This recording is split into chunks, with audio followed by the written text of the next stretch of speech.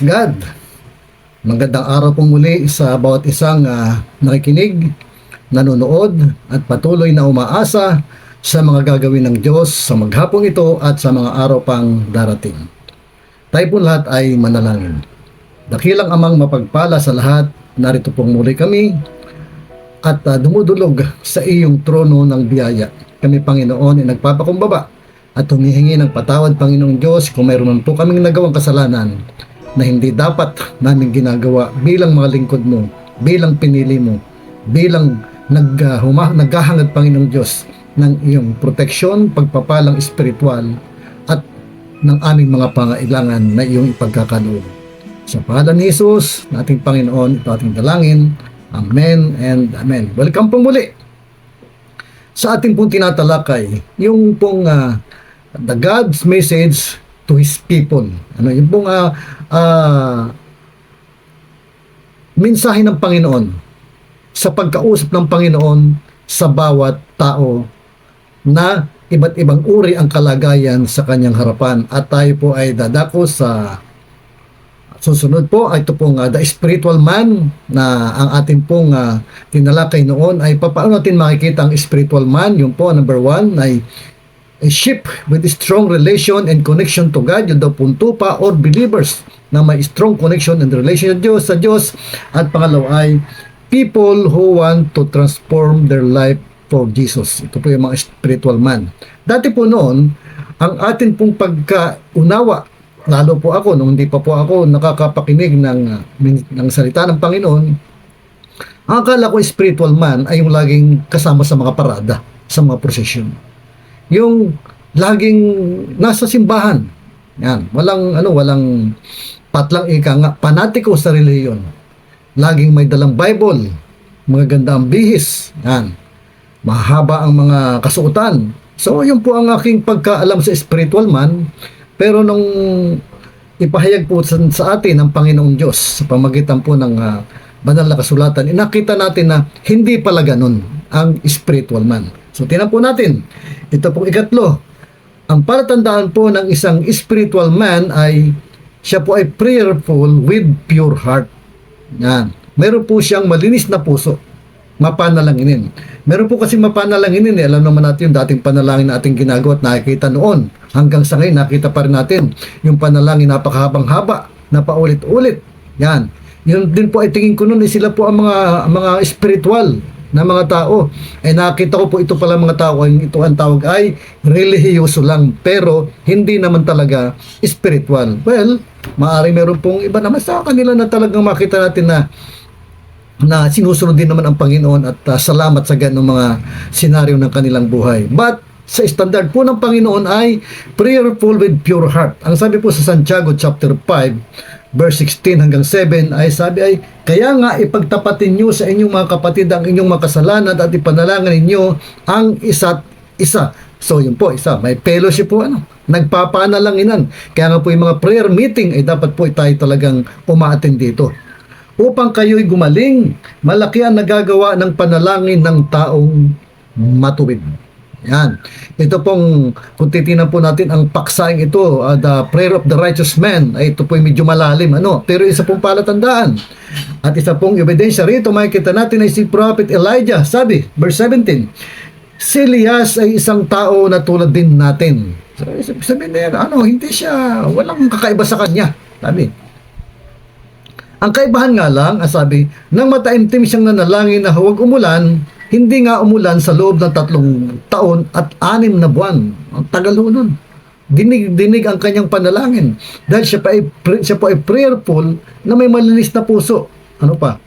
Verse 18, at nang siya'y manalangin para umulan, bumugsak nga ang ulan at namunga ang mga halaman. So, ganun po katindi yung kanyang prayer. Yung kanyang panalangin kung gaano ka-epektibo. Dahil siya po ay isang spiritual man. Amen po. Yan po. Ano pa po sa aklat ng Juan chapter 9 verse 31 ay ito naman ang ating mababasa. Juan chapter 9 verse 31. Hallelujah. Sabi ay, alam nating hindi pinapakinggan ng Diyos ang mga makasalanan. Yan. Kahit daw po ang isang taong manalangin na maghapot magdamag, kahit magpatira pa siya, siya ay mag-ayuno. Ano? Kung siya ay makasalanan, hindi humingi ng tawad sa Panginoon, ang sabi ay hindi raw po pinapakinggan ng Diyos yan. Yan. Ano pa? Ngunit pinapakinggan niya ang tunay na sumasamba sa Kanya at sumusunod sa Kanyang kalooban. Yan po ang isang sign ng isang spiritual man, prayerful with pure heart at sumusunod sa kalooban ng Panginoon. Yan. Ano pa daw po? Ang prayerful man, ang sabi ay unang Tesalonica chapter 5 verse 16 to 17 to 20. Sabi po ay yan, prayerful man, spiritual man, sabi ay magala kayong lagi. Yan. Ang spiritual man daw po ay laging nagagalak. Palagi kayong manalangin, laging nananalangin. Ano pa? At magpasalamat kayo sa Diyos sa lahat ng pagkakataon. Prayerful with thanksgiving. Lagi daw po nagpapasalamat, hindi yung hingi ng hingi. Wala nang ginawa kundi kahingi ng ganito, ganyan. Yan, no. Sapagkat ito ang kalooban ng Diyos para sa inyo, sa inyong pagkipag-isa kay Jesucristo.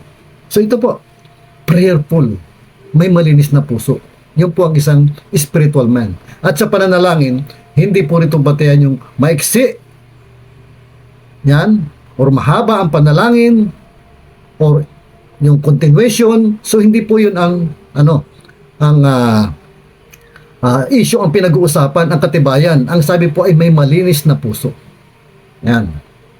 Sa kanyang pagharap sa Diyos. Yun po. And number 4, people who want to know more and understand the Word of God. Yan. Ang isa daw pong spiritual man ay lagi siyang naghahanap ng karunungan. Gusto niyang maunawaan ang salita ng Diyos. Dahil alam niya na may mga talinghaga, may mga malalim na salita, mayroong mga prophetic verse na kinakailangang ma-interpret ng tama. Ang spiritual man daw po ay laging hinahangad na tama ang kanyang interpretasyon, kanyang naunawaan, kung ano ang sinasabi ng banal na kasulatan. Higit sa lahat ay kung ito ba ay para kanino, para saan, ano ang dapat gawin. Yan, yun po, kanino proportion, maayos, anong dahilan, anong nilalaman. So, alam po niya kung ano ang nilalaman ng isang text verse. Yan. Sabi sa Jeremiah 33, verse 3. Ito, ang ganda ho ito. Sabi dito ay, yan. Kung mananalangin ka sa akin, tutugunin kita at ipapahayag ko sa iyo ang mga bagay na dakila at mahiwaga na hindi nalalaman. Kaya makita po natin spiritual man. Patuloy po sa paglalim ng karunungan sa salita ng Diyos. Diba? Dahil alam naman natin ang salita ng Diyos o ang Bible ay bottomless po yan. Hindi po natin kayang arukin lahat ang mga nakapaloob dyan. Kaya ang dapat natin gawin, patuloy tayo magsaliksik sa banal na aral. Nasabi po sa Aklat ng Awit, chapter 1, verse 1. Magpatuloy daw po tayo. And then sa Joshua chapter 1 verse 8, di ba? Atin daw pong basahin, dili-dilihin, araw at gabi ang banal na kasulatan upang matupad natin ang nasusulat doon, upang sa gayon tayo ay magtatagumpay. Napakaganda po nun. Yan. Dapat po ay malaman natin ano pa ba ang kinakailangan nating malaman, at manalangin po tayo na yung karunungan hinihingi natin sa Panginoon ay talaga po namang mapapakinabangan natin at makapagpapalakas sa atin. At ito po mga taong spiritual man ay hindi po ito nananangan sa sarili niyang karunungan. Tingnan po natin ang Aklat ng Kawikaan, chapter 3, 5 and 6. Sabi ay, kayawi ka magtiwala buong puso at lubusan at huwag kang manangan sa sariling karunungan. Ayan. Kapag daw po ang isang mananampalataya hindi nananangan sa sarili niyang karunungan, bagkus ang karunungan ng Diyos ang kanyang inaasahan, makakaasa ka na ang mga taong ganito ay hindi po maliligaw sa kanyang pananampalataya at hindi po siya madadaya. Dahil ang kapuspusan ng karunungan ibibigay ng Espiritu Santo, di ba? Upang maunawaan natin ang ating mababasa ay atin pong makakamtan. Ano? Sabi doon, magtiwala tayo. Binigyan po tayo ng sariling kakayahan, pero alam po natin ang kakayahan ito ay kapos. limitado, may hangganan, at minsan ay mandaraya. Yan o. People who want to know more and understand the Word of God. Amen. At ano pa? Yun ay kalima ay ang spiritual man, of course, he is a God servant. Siya po ay isang lingkod ng Panginoon. Hindi po siya stagnant. Hindi po siya nananatili sa kung ano lang ang kanyang kalagayan. Siya po ay nagiging mabunga, bahagi ng katawan ni Kristo. Nagbunga, pinili, 1:15 verse 16, pinili, namunga at nanatili ang bunga dahil siya isang lingkod ng Diyos. Sabi, faithful and working through God's power. Siya po ay umaasa sa kapangyarihan ng Diyos na ibibigay sa kanya. Ito po ang mga katangian ng spiritual man. Bagamat may lakas nga pong ibinigay, pero hindi po siya nananangan dito dahil alam niyang ito ay mayroong limitasyon. Efeso chapter 3 verse 7, ang nakasulat ay, sa kagandahang loob ng Diyos, ako'y ginawa niyang lingkod upang ipangaral ang magandang balita. Meaning siya po ay tinawag. Yan. Ginawa niya. Sinadya, intentional na tinawag ng Panginoon upang maglingkod.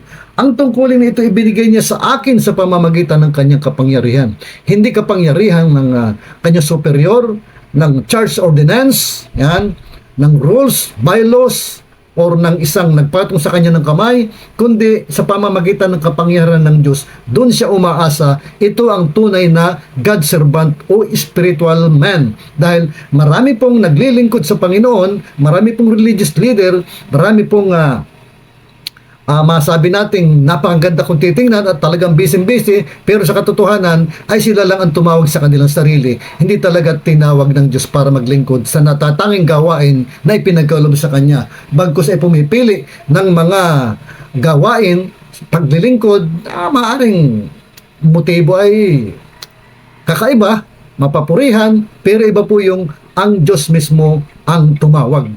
Amen po. Number 2 ay humble and selfless. Hindi siya makasarili. Yan. Verse 8 ng Efeso chapter 3. Ako ang pinakahamak sa lahat ng mga pinili ng Diyos. Sabi niya. Gayon may, minarapat niyang ipagkaloob sa akin ang natatanging karapatan na ito. Sabi ko nga po nung ng mga message ko na binigay sa atin ng Panginoon, sabi, binigyan siya ng karapatang para sa kanya lang. Sabi ron ay, minarapat niyang ipagkaloob sa akin ang natatanging karapatang ito. Talagang tinawag ng Panginoon. Ano daw ang mangaral ng magandang balita sa mga hintil tungkol sa di masukat na kayamanan ni Kristo. Ito po ang spiritual man. Guided ayon sa pagkatawag ng Panginoon sa kanyang buhay. Amen. At sa Pilipos chapter 2 verse 5, ang sabi ay, ating mababasa, tayo binuhay niyang kasama ni Kristo noong tayo mga patay pa dahil sa ating pagsuway. Naligtas nga tayo dahil sa kanyang kagandahang loob. Hallelujah. Po. Tayo binuhay niyang kasama ni Kristo. Ang spiritual man ay yung dating natural man, naging carnal man, at ngayon ay binuhay na talagang isang buhay na kaya-aya sa harapan ng Panginoon. Hallelujah. Sa Pilipos chapter 2, 3 hanggang 5, ay ito po ang ating mababasa. Purihin ang Panginoon. Pilipos chapter 2, 3 hanggang 5, sabi ay, huwag kayong gumawa ng anuman dahil sa paghangad ninyong maging tanyag. Yan, dapat po ay hindi humble hindi makasarili. Maging sa halip bilang tanda ng pagpapakumbaba, ituring yung higit ang iba kaysa inyong sarili. Amen. Verse 4. Pag malasakitan ninyo kapakanan ng iba, hindi lamang sa inyong sarili, naway magkaroon kayo ng kaisipan tulad ng kay Kristo. In short, ang spiritual man, siya ay naghahangad nung sinasabing Christ likeness. Amen, no? Ano pa? Willing to suffer for Christ and others. Yan. At sabi nga po, ang isang talagang tunay na paglilingkod, tunay naman marami. Pero ika nga meron kanya-kanyang atas at value. Yung kung talagang may kasamang aray, may kasamang pagsasakripisyo. Di ba? Minsan kasi may naglilingkod na sa Panginoon na kwan. Pagkaya, madali lang. Pero pag nakita niya ang tutulugan ay medyo may lamok at madilim, walang kuryente, hindi masarap ang pagkain, hindi na sumasama. Di ba? Sa mga mission, may ganyan ho. Hindi makapaglakad. Ayun po, sabi, willing to suffer for Christ and others. Gawa, chapter 20. Gawa, chapter 20, 19 hanggang 21. Ito ang nakasulat, sinasabi sa atin, sabi, naglilingkod ako sa Panginoon ng buong kapakumbabaan at lumuluhang nagtitiis ng maraming pagsubok dahil sa mga pagtatangka ng mga Hudyo. Ito po ang kasaysayan ni Pablo na dating Saul, yung pong kanyang mga pagsakripisyo. Verse 20. Sa aking pagtuturo at pangaral sa inyo, maging sa harapan ng madla o sa bahay man, hindi ako mangingimi magsabi sa inyo ng anumang ikabubuti ninyo. Diba? Hindi raw siya nangingimi. Sinasabi niya ng buong puso. Kahit marahil siguro siya ay susumbatan, pagsasalita ng masama, ika-counter. Pero sabi niya, sasabihin ko ito. Dahil ito ang pinapasabi ng Diyos sa akin. In verse 21, maging Hudyo o Grego man ay pinaparangalan kung tumalikod sa kasalanan, manumbalik sa Diyos at manalig sa ating Panginoong Hesukristo. So alam po natin, ang buhay ni Apostol Pablo, dati po siyang religious man. Isang pariseo na ang mission ay usigin ang mga Kristiyano. Ngunit nang magkaroon siya ng encounter at makilala ang Panginoon, siya po ay naging isang spiritual man. Kaya, salamat po sa Panginoon. Nawa po sa ating po maiksing pagtalakay ng gaytong uri ng mga aralin, mga mensahe, ay ma-evaluate po natin ang ating sarili. Tayo po ba ay isang religyoso lamang? Tayo po ba ay carnal man? Or totoong tayo ay spiritual man? Hallelujah. Salamat sa Panginoon. Tayo pong lahat ay mag-pray. Dakilang Diyos, salamat po at kami patuloy mong tinuturuan sa oras na ito. Sa bawat pagkakataon, Lord, kami po ay nakikinabang. Dahil alam namin, ito ay kalooban mo na kami ay matuto, lumakas at ma-evaluate ang aming sariling katayuan bilang mga tinawag mo, bilang iyong niligtas at mga pinili mo. Lord, salamat po sa lahat ng oras, Panginoon. Gabayan mo po kami. Yung pong pagiging spiritual namin, Panginoong Diyos, ay aming tindigan, aming pangatawanan, Lord. Sa kabila ng maraming mga challenges, pagsubok sa aming buhay, mga hindi inaasang pangyayari, Lord, patatagin mo po kami at maging magandang halimbawa kami ng mga taong nakapaligid sa amin. Gaano man ito kahirap, willing po kayong mag-sacrifice para sa aming kapwa upang sila ay makaranas din ng kaligtasan, pagpalain tulad ng ginawa mo sa amin, at upang makibahagi kami sa mga hirap na dinanas ng aming Panginoon Diyos, na kung saan ipinadala niya si Kristo upang magdanas ng hirap, at ngayon nga kami ngayon ang siyang nagbe-benefits ng kanyang mga ginawang ito, at bilang pagtugod sa kanyang hangarin na iniwan sa mga apostol hanggang makarating sa iyong mga lingkod katulad po namin, Lord, tanggapin po niyo ang aming buhay bilang isang spiritual man. To God be the glory. In Jesus' name, ito ating dalangin. Amen and amen. Praise the Lord. Hallelujah.